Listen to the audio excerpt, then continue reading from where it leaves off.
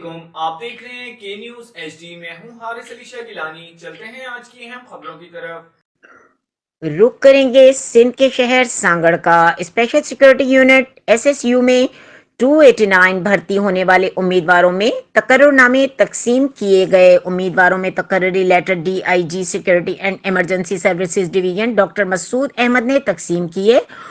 امیدواروں کے commandos, lady commandos اور ڈرائیور کانسٹیبلز کی خالی اسامیوں پر تقرری کی گئی۔ کراچی رینج میں 50,000 سے زائد امیدواروں نے درخواستیں دی تھیں، جن میں 289 امیدوار کامیاب قرار پائے۔ مجموعی طور پر صوبے میں 3 رینجرز کراچی، حیدرآباد، سکھر سے 2,000 اسامیوں کے لیے 15,000 سے زائد درخواستیں وصول ہوئیں۔ کامیاب امیدواروں نے Pakistan testing service P T S کی جانب سے کیے گئے جسمانی، تحریری اور سائیکو میٹرک ٹیسٹ کلیئر کیے۔